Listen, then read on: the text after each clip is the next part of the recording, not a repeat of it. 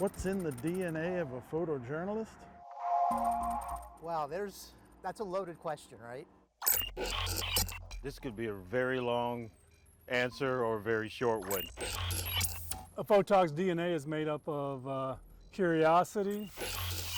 I think photojournalists look at everything a little bit differently. They're not looking at it in a bigger picture, they're kind of looking at it in the frame of the camera. And I'm already chopping this up, but what's the next shot? Which wide shot I need to use here?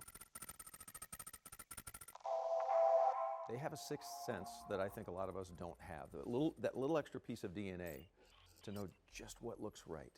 They take us right inside the moment. It's severely damaged. As you can tell, the roof has been ripped off, and it's actually laying right here in front of me on the ground. I've worked with some of the best photographers here and in other stations, and it's just the way you all approach the story. It really is from not only a visual standpoint, but a lot of context that a lot of people can't capture in words. Photojournalists are thinking about things oftentimes that we as reporters are not thinking about, because they're thinking from a creative standpoint visually, they're thinking about audio, and they're thinking about how to make things visually appealing. They're a mix of an artist, they're a mix of a movie director, they're a mix of a writer. Have you ever seen the credits at the end of a movie, how they just keep going and there's all these different people that go into making that movie? We're every one of those people. We're the director, we're the photographer, we're the producer, we're the editor. Sometimes we go to scenes and we don't have reporters, so we're writing a script in our heads. Sometimes you're the person who has to fix your own gear in the field because that's what you have to do in order to get the story on the air. Sometimes I have to pull out the drone and become a pilot. It's all of those things, and all of that goes into telling one story. The biggest thing that's in our DNA is just wanting to tell stories. Finding good stories and then trying to tell them as best as we possibly can. I mean, any one of us these days can get out our iPhones and shoot something, but to have the eye that these folks have is something that many people lack, and it makes all the difference to a quality newscast. A lot of us are kind of quirky, kind of funny. We're a lot smarter than you think we are. And we definitely know where the restrooms are. We know where the clean restrooms are. Remembering every bathroom in every small town. We know the city like the back of our palm. We know it very well, and it almost makes us a tour guide for our family whenever they show up. And they always know the best places to eat. We can find the best taco places. Yeah, or hamburgers, yeah. If we did a survey with photographers, which place to eat, you would have the greatest list ever of restaurants to eat at. At the end of the day, we just really want to tell a good story. It's just something that's ingrained in us. We have to tell a story. We say photojournalist. I don't know why the word photo is needed. I understand it's because they operate behind a camera, but to me, our photojournalists at CBS 11 are journalists, front line. They're as invested into everything we do every day as every other person in the building. It's important because people are watching us, they're hearing our voices, but they're watching everything that you guys are capturing. We're very fortunate to have such a skilled group of photojournalists on our team. Hello, and welcome to The Eyes of Texas, a CBS 11 photojournalist special. We wanted to take a break from our regular newscast to show off some of the great storytelling done this past year by our staff of photojournalists, those behind the cameras that you don't see on air, but their hard work and talent is what you see every day on our newscasts here at CBS 11. So sit back and enjoy as they share some of those favorite stories of 2022. Part of my DNA as a storyteller is I like to take people to interesting places or meet interesting people in the community, maybe something they didn't know was there. And I had heard that Barney Smith made toilet seat art for years down in San Antonio, and I wanted to go down there, but I never made it to San Antonio. But a couple years ago, his whole collection was bought by a gentleman here in the Metroplex, and he moved it to his bar in the Colony.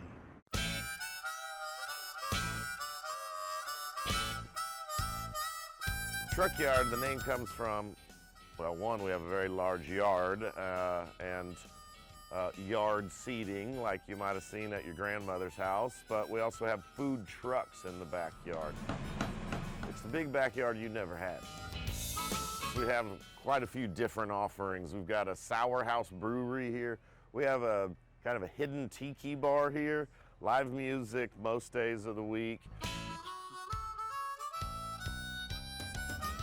Have a couple interesting pieces of art. We are standing in the International Museum of Toilet Seat Art. I think this one's pretty. I found Mr. Barney Smith on some late night Google search, and he's 97 years old. He'd been doing this art for 80 years. Just a plumber, and was an artist always inside of him, but he didn't have a canvas. But as a plumber, when you're replacing toilets, hey, he's got a free toilet seat, and that's where he started making his art. That's Mr. Barney Smith. That's the shed that was in his backyard. For many years, he displayed 1,800 toilet seats in his backyard to anyone who would call him and want to see the collection. One of my favorites is a general brought back from Iraq, Saddam Hussein's toilet. What lucky woman doesn't want a toilet seat art for their 57th wedding anniversary? He was very proud to have a toilet seat from Air Force One, the 60s version of Air Force One, and he was proud to say that Jackie Onassis had used this toilet seat at some point. Yeah, he was actually in hospice when we were getting this done, and his family kept calling us to say, please hurry up, we don't know how much longer he has. He got to come see this. I wheeled him in, a tear came out of his eye, he realized his dream come true, and he passed away 5 days later. Everyone should grab a drink at that bar right there and just stroll around in here for 15 minutes. You won't forget it.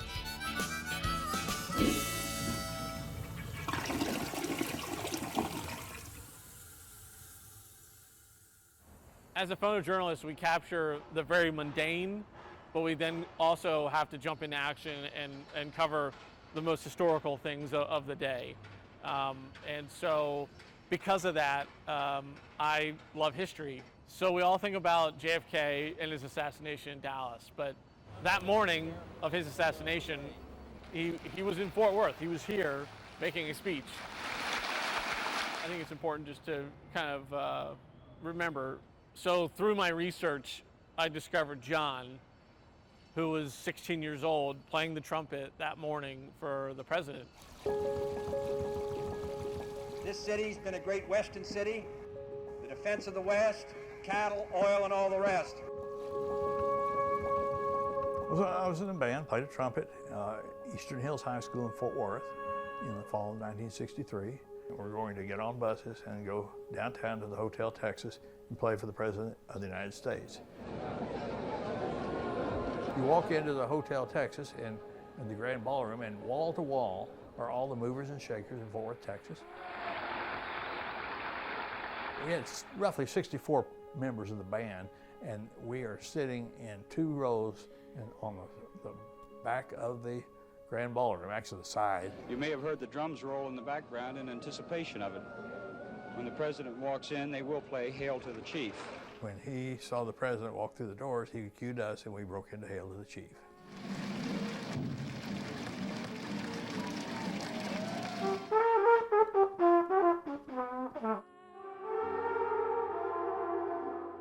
This guy walks in, heck, he's in color, he's got ruddy cheeks. I mean, he's a real live human being, you know, and I thought, wow. And then Jackie came in. Now, Jackie had taken the country by storm, big fashion maven, came in with his beautiful pink dress and the pillbox hat.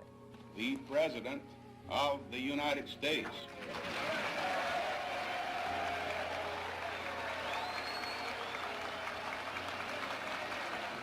2 years ago, I said that, introduced myself in Paris by saying that I was the man who had accompanied Mrs. Kennedy to Paris.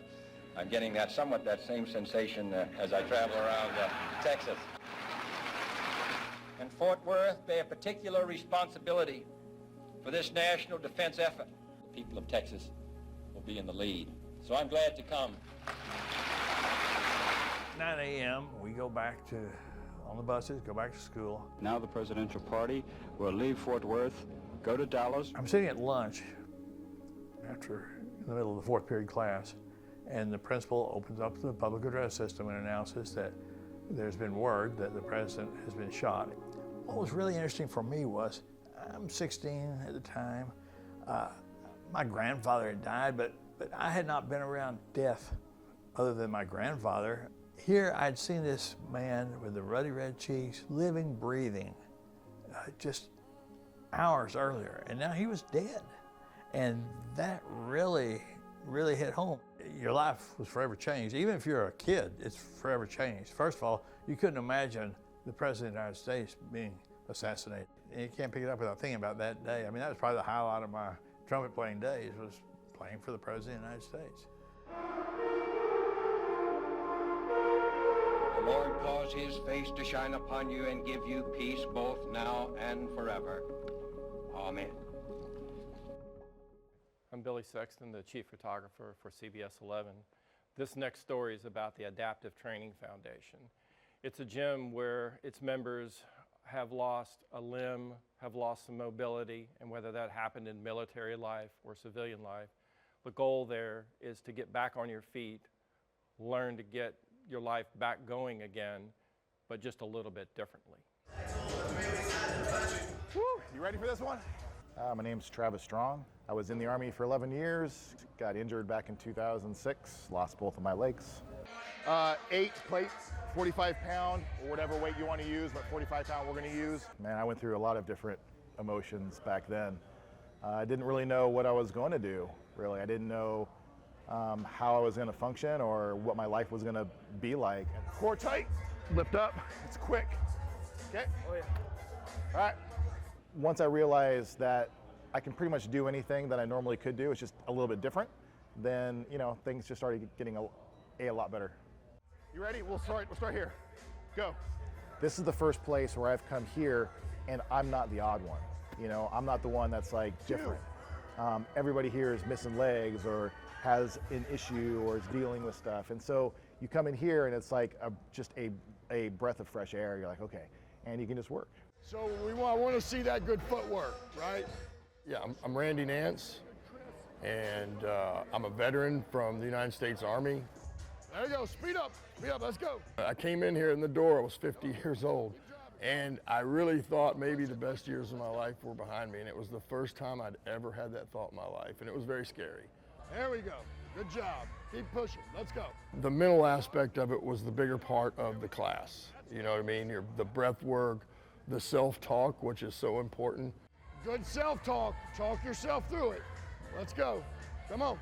To see them and that click in their head, what I'm talking about now, and the self-talk and the journey and pushing forward, when you see they actually get that, it's life-changing for them. You can't buy that with money. You just can't. Pull, come on, push. Here, let me get over there, here.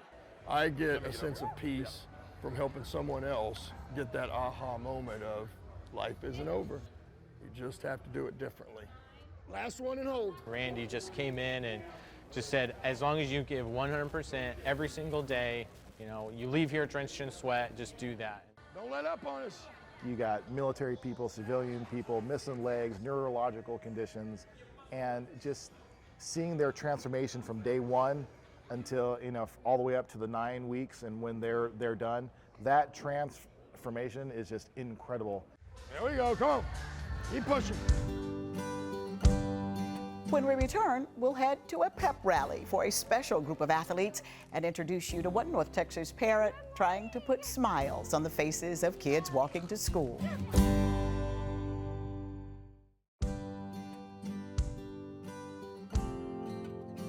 My name is Nicole Nielsen, and I'm a multi-skilled journalist at CBS 11. So basically all that means is I carry around my own gear. I have a camera, tripod, all the fixins, and I will basically one-man band my own stories. So I'll go out and shoot, edit, and write them all on my own. For this story, I did have a photographer, Andy Abbott, help me shoot this story. It was all about a Keller mom who wanted to make her kids smile, and so she started off as a crossing guard, kind of just saying hi to all the kids as they left. And, you know, one Friday she decided, you know what, I'm gonna dress up and kind of surprise them. Those kids surely weren't expecting what they saw. You wanna give me my hooves? Ready? Okay. It's hard enough to miss a big red stop sign. But when it's held by Charla Lee, Good morning. It's impossible. Come on, girls. I feel like bigger is better because we're in Texas. Good morning, Zia. Oh, hey, Big Piggy. Yeah, the first time I saw it, I was like, what's happening? This is so great. And then, of course, all the parents, same thing. Everyone has just embraced it, and it's been awesome. Have a great day, Hicks kids. Each Friday morning on the corner of Willis Lane Elementary School, you never know what will be there to walk kids across the street. I have a unicorn and this fabulous thing. I have a dog, the Grinch. I was Elf on the Shelf at one point, Buddy the Elf, a reindeer. Oh, the first day of school I dressed as a pencil. There you go. Last week, for National Dog Day, she did a dog. She had the dog suit on. All the kids love her, give her hugs. Well, the boys were super excited. Sometimes we drive and they're looking forward to see what she's dressed up as. As a parent herself, she's been on the job a little over a year, helping kids across Willis Lane every day. Good morning! I noticed that they needed a crossing guard, and I thought, well, I'm dropping off anyways. So naturally, why not throw on a costume? Good morning. Most kids love it. Some are a little bit skeptical, but most of them are laughing, and they're like, what are you doing? She says if not for the fun, it's all for those sweet smiles, needed more now than ever before. Not every kid is excited to get up and go to school, and they're a little bit, you can tell the kids that are going to need coffee at an older age, slumping across the crosswalk. And so I feel like if they see one smiling face in the morning that cares and lets them know that there's an adult in their corner, then it's worth it.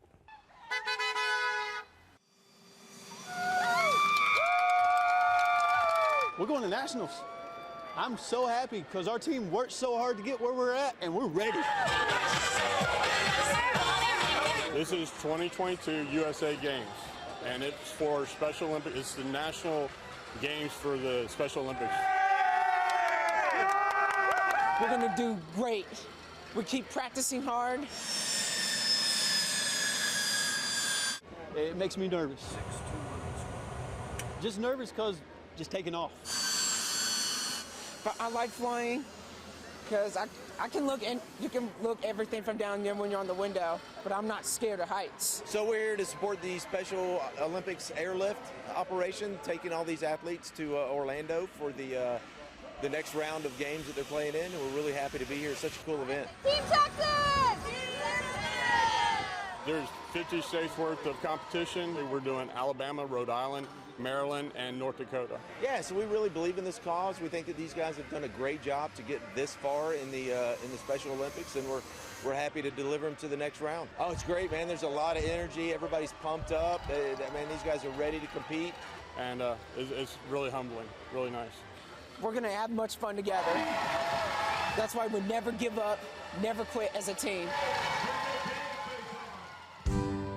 Next up, we give you a look at some not so usual sporting events. I don't know anywhere else where I get to throw, big sticks and stones and just have fun all day.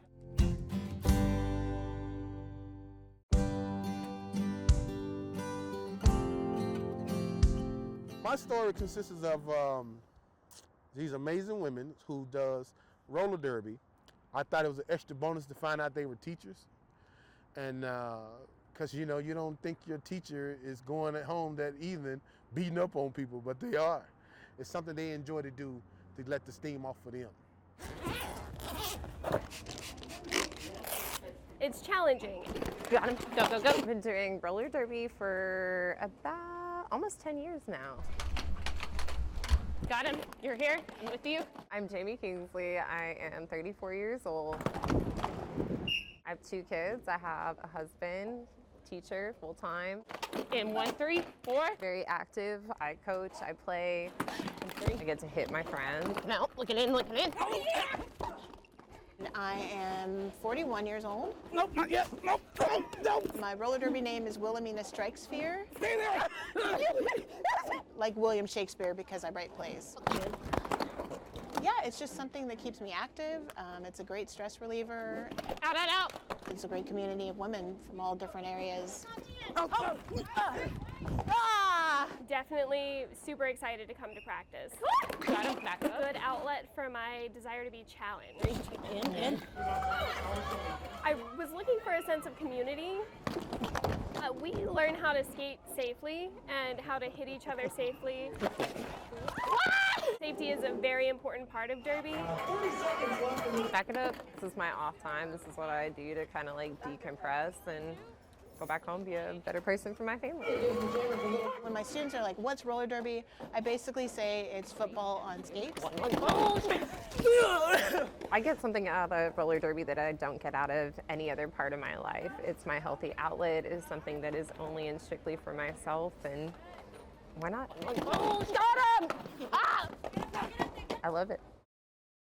So much of what we do centers around our local professional teams, our local collegiate teams, our high school teams. So it's always neat when you can try and find something that's just a little bit off the beaten path. And this definitely was that. It's not something that you see every day. It was just really, really cool seeing all these people participating in all these different ancient games that have been going on for hundreds of years now. When you show up and you see bagpipes, you already know that you're winning on the story.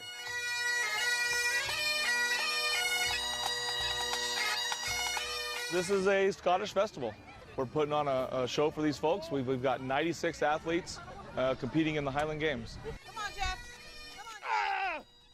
Grapevine Shield Foundation is our benefactor, and that allows us to be able to give all of our proceeds and profits that we generate from this type of event back to them. They're an incredible organization, and we're so fortunate to be surrounded with such incredible partners. And there's 9 different events. Some of the more traditional that you're familiar with are big events like the caber toss, you know, flipping the tree-looking things and everything, the logs. To the more obscure things where you see the height events there where they're doing a sheaf toss and throwing a weighted bag with a pitchfork up over a high bar. And then you have other height events where you're throwing a heavy weight over a bar, and you have some distance events where you're throwing a hammer, which is a ball on a stick, and you swing that thing around and flip it backwards. We have the stone throw, which is very common that you see more like a shot put. 20 feet, 3 inches. Yes! Then you have a weight for distance, which is a ball on a chain, a weight on a chain, and you spin around and you sling that thing as far as you can. All athletes compete in all events in one day. You're pretty whipped. Yeah, it's a pretty good full day. Yep. I don't know anywhere else where I get to throw, you know, big sticks and stones and just have fun all day. Even a bad day is a good day. It really is. And the people are phenomenal. It's not like any other sport. Your competitors help you, which, you know, people could take it seriously, but not so seriously. They take the fun out of it. My very first games, I'd never even seen an implement. Buddy of mine's like, hey, you want to go throw Highland Games? I'm like, all right, what do I need to do? He said, buy a kilt and show up. Bought a kilt, showed up, and by the end of the games, I had a general idea how to throw everything. So, great group of dudes. It is like nothing else. The camaraderie is the key word. I've acquired friends through this event that I never would have had a chance of meeting, you know? And having this commonality, this bond, is sincerely special.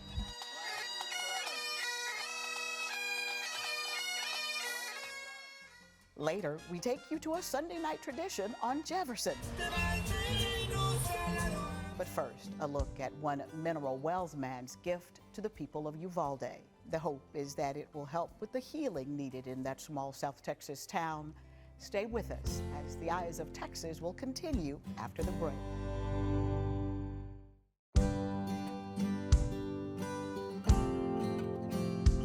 When a tragedy like Uvalde happens, everybody seems to want to do something to help. And I found a man in Mineral Wells that wanted to help the healing process of those people all the way down in South Texas because he knew the pain of losing a child. You got rods. I already got it in there ready to go. When you build something, it's built. When you build it out of steel, it lasts a long time. Fire me up.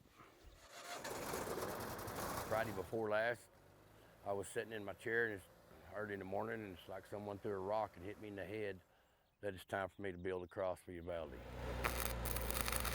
He said, what do you think about us making a cross? I said, what do you mean us? I don't go out there and weld on that all day long. He said, well, we can do it together. Just cleaned up all this slag stuff right here. It's made out of 8-inch square tubing. It's going to be just over 14 foot tall. He's managed to get the names of all of the victims, and they're put in hearts and they're engraved. And we'll make sure that we get all 21 on the front side coming through there. Now this is, I just cut it off.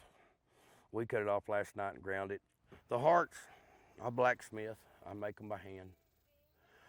And I tilt them on an angle and I run it through. Once this is standing up, it'll be in the position of a normal heart. This cross will have 22 hearts, counting the Brady's heart. That's what these are called, the Brady's heart. I just finished the letter for Heaven's slot yesterday. This needed to be on here, and I put it down low so even the little children can write their letters, their colorings, their drawings, whatever, and they'll be able to come and reach it themselves. The hopes for this is that it gets put up somewhere where the families, everybody that's hurt, everybody that's, feeling the loss can go somewhere and just remember their family member that are gone. Remember their friends that are gone. It's a pain worse than you can ever imagine. You can take all the times you ever smashed your finger with a hammer, shut your hand in the car door. Every time some little girl broke your heart, you multiply that times 1,000,000 and you still don't feel what it feels like to lose a child. I know that pain. Brady Collins, he's been gone a little more than 2.5 years now. Brady had an accident. He was only 26 years old. He didn't come to work that next day, and we come to find out that he would never be coming back to work. This was Brady's favorite place to work on the ranch, was down here at the lake. We get ready to talk to Brady, we come right here. Very beautiful place on this place we call Earth. Come out here pretty often? Nearly every day. That's exactly why I wanted to do it. I wanted them to have exactly what me and my boy have right here. That cross means forgiveness for me. It really means forgiveness. I was in bad shape when my baby lost his life. This is God's proof of forgiveness. I'm a recovered addict. I'm 29 months clean. I sealed my promise to my sons that I would never go down that road again. That was part of my recuperation. Building that cross and try to build my name back to where my sons would be proud of me again. Love you, Dad. I love you too, son. Proud of you. It's a healing process for me. And I hope it can do the same for the people of Uvalde. So this is the third time I've crossed paths with Mr. Marquez. This time I was able to talk to him, see what he was about, and really hear what he was doing. And it was his way of, I guess, coping with tragedy. It's just simple colors, simple, art, and just simple love. Maybe that helps somebody down the line. Most people veer away from tragedy, but Roberto Marquez runs toward it, paintbrush in hand. Right away I made the decision that I wanted to come and work on the memorial. He erected his latest installment on the fence line of Dallas Executive Airport, where 6 airmen died Saturday while performing at the Wings Over Dallas World War II air show. Marquez actually lives in Oak Cliff and was in the area the afternoon of the air show crash. He says he went home, gathered some lumber and a mural he'd been working on, and knew he'd spend the rest of the weekend creating this memorial. This morning I finished with the other 2 names. 6 crosses, each with a flag and flowers, now serve as a community memorial for the victims. It's always the opportunity to come and do something, and I think it helps. It really helps. Marquez has traveled and painted everywhere from Uvalde to Ukraine in the 5 years he's been a full-time artist. He said he felt it would be a disgrace not to create a memorial in his own backyard.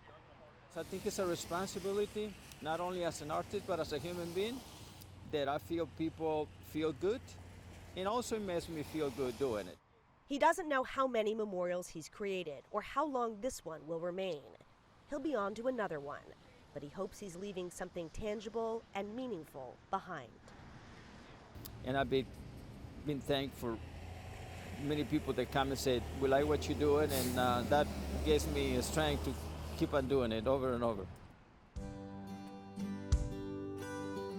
Food, family, and four-wheel. A cultural experience in one Dallas neighborhood that happens every week. We'll be right back.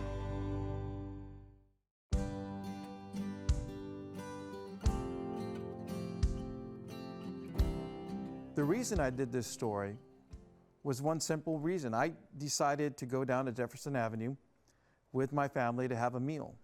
All these cars were cruising back and forth. And I walked up to a gentleman and said, "What's going on here? Is there a car show?" He says, "No, this is what happens every Sunday." And since it was Hispanic Month, I decided to find out what it means to be Latino.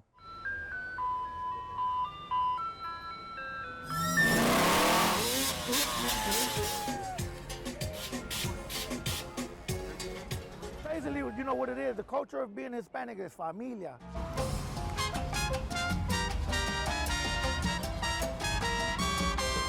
Spending time with your family, getting to know more people.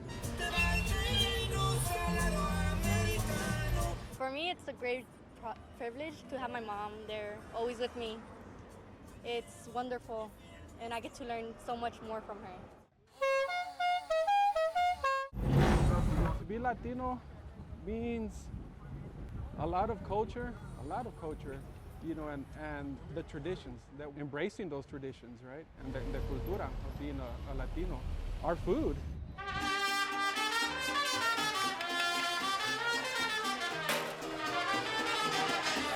Us Latinos like to get together in like big groups and, you know, just have a good time, you know, eat good food, listen to the mariachis. You know, Sunday is the day when we all get together as a big family and just have a good time. It's my home. It's like, this is what I love to do. I love to be around all these people. We are an amazing culture, and I'm proud to be a Latina, and it's amazing what all we do.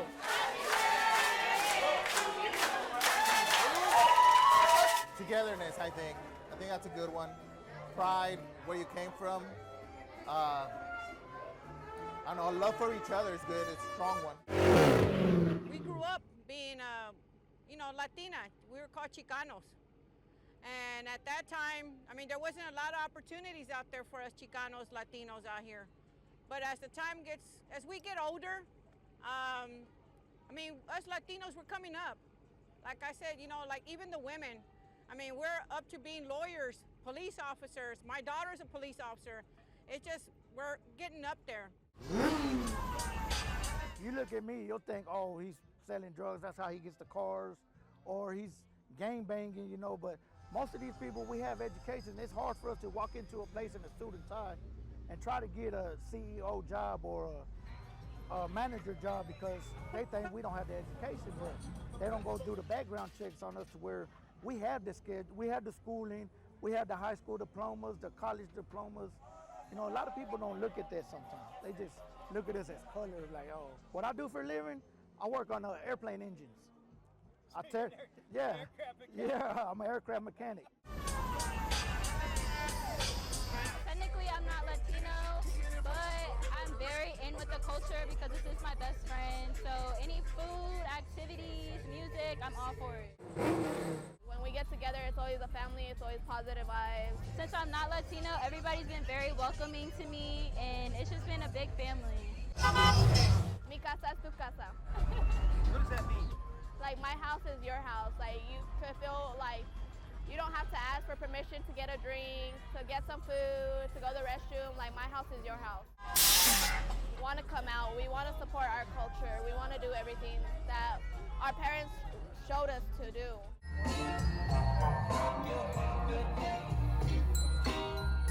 All the familia come together, just like these car clubs, these car shows that we're doing. It's not about familia. You don't have to be brown skin. You could be white race, African American race, Indian, Asian. Just come out and see what the Latinos about. If they come out to the community events we do and just get together, talk to us, we all can get along together as one. I'm Alexis Ramirez. I'm a photojournalist for CBS 11 News. It is my first day back after almost 2 years of recovery from a car accident I had. I feel blessed that I'm back, being able to go back and out in the field and do what I love. What most photographers have in common is how we see the world. I can be sitting down and having dinner, and I start hearing the sounds, and I start seeing people moving, but I see them in frames. So I start framing in my head, what can I do? What should I be shooting? What sounds should I be getting? And that's what happened to me while I was on vacation in Mexico City. I was having some tacos with my family, eating dinner, just a regular taco stand in Mexico City. Yeah, I wanted to tell that story. So I decided to grab my iPhone and start shooting it. Even though we have tacos here in the United States, as you're there, there's a different feeling, you know, of course a different language, but it's all universal. Taquería Panchini, sí, así nos encuentran. Abrimos todos los días a partir de las 4 de la tarde a las 11 de la noche. ¿Le tomo su orden? Hay suadero, longaniza, campechana y pastor. Plato, chicos, chicos. Pues a mí me gusta el suadero porque está como saladito, jugoso y grasoso. ¿Qué le tomaron orden? El que más se vende aquí es el campechano, suadero con longaniza. Yo lo considero uno de los mejores porque es el que más se vende. Dos de suadero. ¿Juntas? Bueno, uno de suadero, pero que esté bien picado. Le damos a la gente lo que ellos piden y gracias a Dios siempre se ha acabado lo que le hemos dado. Güey. ¿Uno de pastor? ¿Puedo? Aquí lo difícil es las quemadas. Sí, porque como el calor es muy intenso, entonces es un poco complicado acostumbrarte al calor del comal, pero ya le vas agarrando la técnica y pues ya aguantas un poco más. Hay suadero, longaniza, campechana y pastor. La carne es de buena calidad, pero igual la salsa como que le da el toque final al taco. Y es guacamole, la salsa verde lleva aguacate y chile es la que más se consume aquí, entonces eso es lo más satisfactorio para mí. I went into the story thinking, oh, you know, it's just be another one of those people eating at Thanksgiving sort of stories. And then, like, oh, by the way, it's a bunch of refugees. You know, to me, this story became very powerful when I realized that this conflict within the people of, at the same time, wanting to come together as a group and have that holiday spirit. But it was tough to feel that knowing what was going on back home for them. A lot of them felt guilty. They didn't want to post on social media because to send images back home of, hey, everything's great here, but knowing that things are so terrible over there. This is Gateway of Grace's 12th annual Thanksgiving dinner with refugees at St. Matthew's Cathedral in Dallas. My name is Samira Page. I'm the founder and executive director of Gateway of Grace Ministries. I myself was a refugee, so this is really important to me. When my family and I came here some 25 years ago, holidays were extremely difficult. So we decided to have this holiday Thanksgiving celebration for refugee families.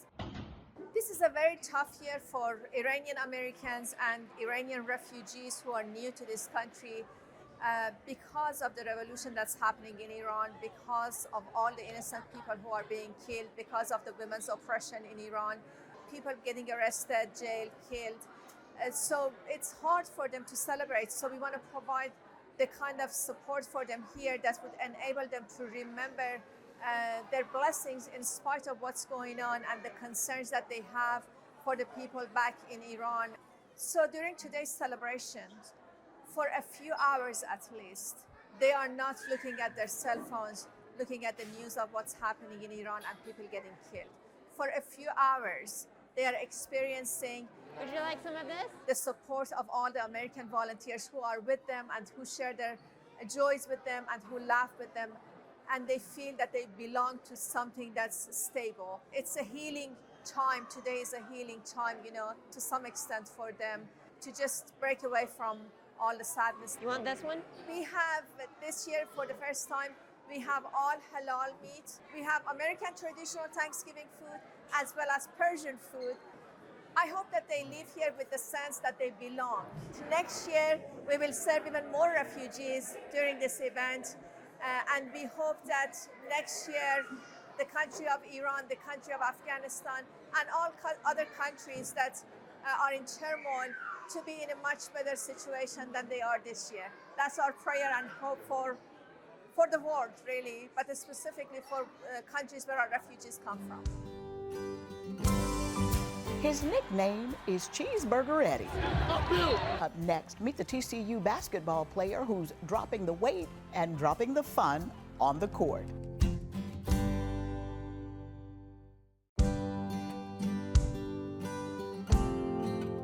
My name is Bill Ellis. I'm a sports photojournalist, and I shot a great story about Eddie Lampkin, Cheeseburger Eddie as he's known, and he's a fan favorite, and once you see him, I think he'll be one of your favorites as well.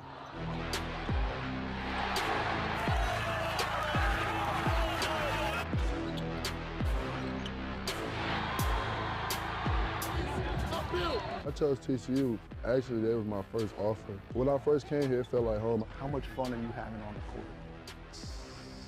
I love it. My main focus is the fans, really.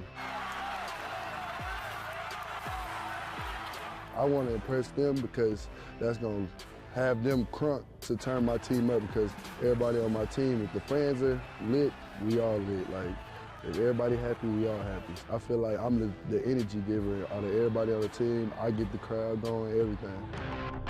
You get here, COVID's going on, and you get quarantined. What was that period like for you? And I was in there for like 28 days, I think. It was like 28 days.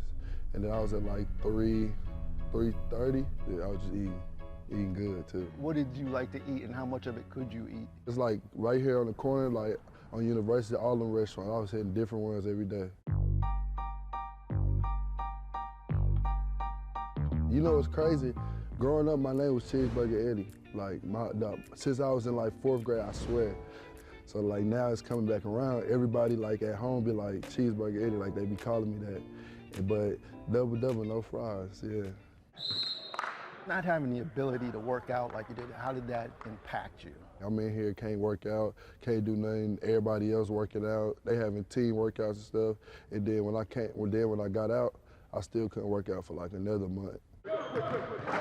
I was getting here like at 7, then we'd have practice, workout before practice, weights, and then practice, and then sometimes I'd go get on the treadmill after practice. When I started losing weight, it was going down fast. What was the optimum goal? What did you want to be at? What did you think a good playing weight would be? Or was it something how you felt on the court? It was more conditioning and just to get to my pace where like I could play and run, give you a good, at least half a game or something, and to be able to just run with everybody on the court at all times. Did you notice a much more defined game? Could you do more things than you normally would? I ain't gonna lie, last year, at the beginning of the year, I couldn't catch lobs, and before in the summer, I could catch lobs. So I was like, dang, I can't catch lobs, that means something. So then I started losing the weight, and I started dunking easy again, and then losing weight, and then catching lobs again. That's when I knew I was good. Nobody could stop me, nobody could match my energy.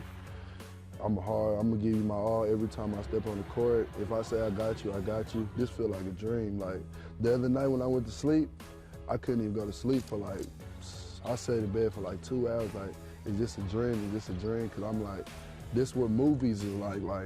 I'm like, wow, I feel this, I earned it. Like, I need more though. And I feel like it's still a dream. So right now, I feel like this is a dream. Thank you for watching The Eyes of Texas, a CBS 11 photojournalist special. We hope you've enjoyed these wonderful stories by our staff of photographers. We leave you tonight with the mellow holiday sounds of a tuba Christmas. From all of us here at CBS 11, we wish you and your family a very happy new year.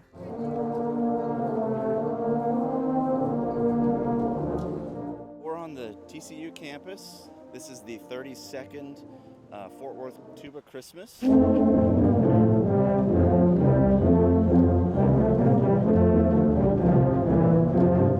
Hoping for around 200 tuba and euphonium players from the Metroplex here. Students that have just started, 6th graders, 12 years old, all the way up to 70, 75-year-old veterans that have been doing this for many years.